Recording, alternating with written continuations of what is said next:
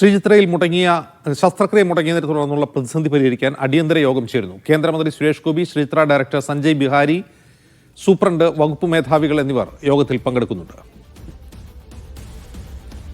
ഷിജോ കുര്യൻ വിവരവുമായി ചേരുന്നു. ഷിജോ, എന്താണ് ശ്രീചിത്രയിലെ പ്രതിസന്ധി?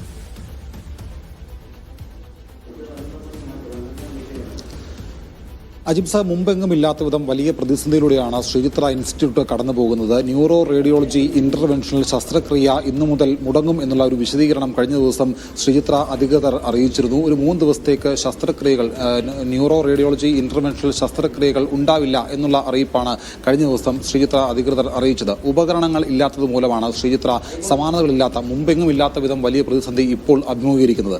ഇതിലെടുത്തു പറയേണ്ട ഒരു പ്രധാനപ്പെട്ട കാര്യം, ഈ ശ്രീചിത്ര ഇൻസ്റ്റിറ്റ്യൂട്ടിലേക്ക് റേഡിയോളജി ഉപകരണങ്ങൾ നൽകിക്കൊണ്ടിരുന്നത്, അതായത് ഇന്റർവെൻഷണൽ സർജറികൾ നടത്താൻ വേണ്ടിയിട്ട് ഉപകരണങ്ങൾ നൽകിക്കൊണ്ടിരുന്ന കമ്പനി 2023 വരെ ഒരു കരാറുണ്ടായിരുന്നു. ആ കരാർ പ്രകാരം ഈ ഇൻസ്റ്റിറ്റ്യൂട്ടിലേക്ക് ഉപകരണങ്ങൾ എത്തിക്കുന്നുണ്ടായിരുന്നു. എന്നാൽ 2023 ശേഷം ഈ കരാർ പുതുക്കണമെന്ന് കമ്പനി ആവശ്യപ്പെടുകയും 1 വർഷത്തിന് ശേഷം കരാർ പുതുക്കാമെന്ന് പറഞ്ഞുകൊണ്ട് ഉപകരണങ്ങൾ വീണ്ടും വാങ്ങുകയുമാണ് ശ്രീചിത്ര ചെയ്തു പോന്നിരുന്നത്. എന്നാൽ 2023 ശേഷവും ഉപകരണങ്ങൾ കരാർ നീട്ടി നൽകാമെന്ന് പറഞ്ഞുകൊണ്ട് വാങ്ങുകയും, എന്നാൽ കരാർ നീട്ടി നൽകാതെ വരികയും ചെയ്തതോടുകൂടി ശ്രീചിത്രയിൽ താൽക്കാലികമായി നൽകിയ ഉപകരണങ്ങൾ കമ്പനി തിരികെ കൊണ്ടുപോവുകയാണ് ചെയ്തത്.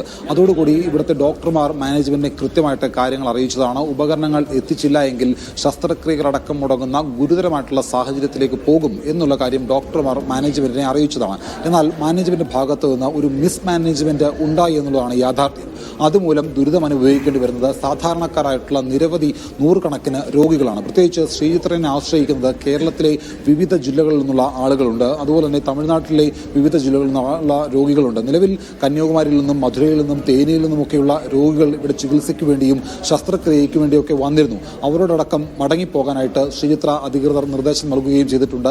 ഇന്നിപ്പോൾ 15ലധികം ശസ്ത്രക്രിയകളാണ്, ന്യൂറോ റേഡിയോളജി ഇന്റർവെൻഷണൽ ശസ്ത്രക്രിയകളിൽ 15 ശസ്ത്രക്രിയകൾ മാറ്റിവെക്കുകയും ചെയ്തിട്ടുണ്ട്. എന്നത്തേക്ക് ഇത് നടത്താൻ കഴിയും എന്നുള്ള അറിയിപ്പും രോഗികളെ അറിയിക്കുകയും ചെയ്തിട്ടില്ല. പല രോഗികളും പല രോഗ സാഹചര്യങ്ങളാൽ ദുരിതം അനുഭവിക്കുകയാണ്. അവർക്ക് എന്നത്തേക്ക് ഈ ശസ്ത്രക്രിയ നടത്താൻ കഴിയുമെന്നുള്ള അറിവും അവരെക്കുറിച്ച് കൃത്യമായിട്ട് ആശുപത്രി അധികൃതർ നൽകിയിട്ടില്ല.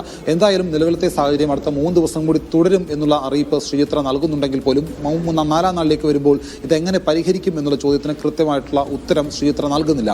എന്തായാലും ഈ ഒരു പ്രശ്നത്തിൽ ഇടപെടാനായിട്ട് കേന്ദ്ര മന്ത്രി സുരേഷ് ഗോപി ഇപ്പോൾ ആശുപത്രിയിൽ എത്തിയിട്ടുണ്ട്. ഇവിടെ ഇപ്പോൾ ആശുപത്രി സൂപ്രണ്ട്, ആശുപത്രി ഡയറക്ടർ, മറ്റ് വിവിധ വകുപ്പുകളിലെ മേധാവികൾ, അവരുമായിട്ട് ഇപ്പോൾ കേന്ദ്രമന്ത്രി സുരേഷ് ഗോപി ഇപ്പോൾ ചർച്ച നടത്തുകയാണ്. ഈ ചർച്ചയ്ക്ക് ശേഷം എന്താണ് തീരുമാനം എന്നുള്ളത് നമുക്ക് അറിയാൻ കഴിയും. ഇതിനകത്ത് എടുത്തു പറയേണ്ട ഒരു പ്രധാനപ്പെട്ട കാര്യം, ഇങ്ങനൊരു പ്രതിസന്ധി ഉണ്ടാകും എന്നുള്ള കാര്യം ശ്രീചിത്രയിലെ ഡോക്ടർമാർ നേരത്തെ തന്നെ മാനേജ്മെന്റിനെ അറിയിച്ചതാണ്. കരാർ പുതുക്കണം, ഉപകരണങ്ങൾ എത്തിക്കണം.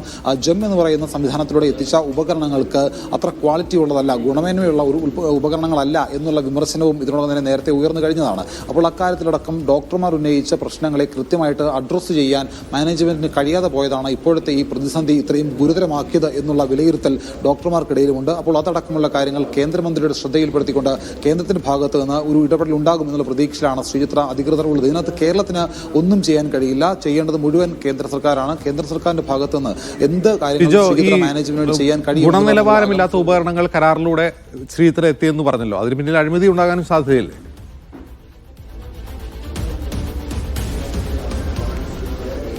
അജിംസ, അതടക്കമുള്ള കാര്യങ്ങളെക്കുറിച്ച് ഒരു വിശദമായിട്ടുള്ള അന്വേഷണം നടത്തേണ്ടതാണ്. കാരണം ഒന്ന്, കരാർ പുതുക്കി നൽകാതെ ഇങ്ങനെ ഉപകരണങ്ങൾ എത്തിക്കുന്നു.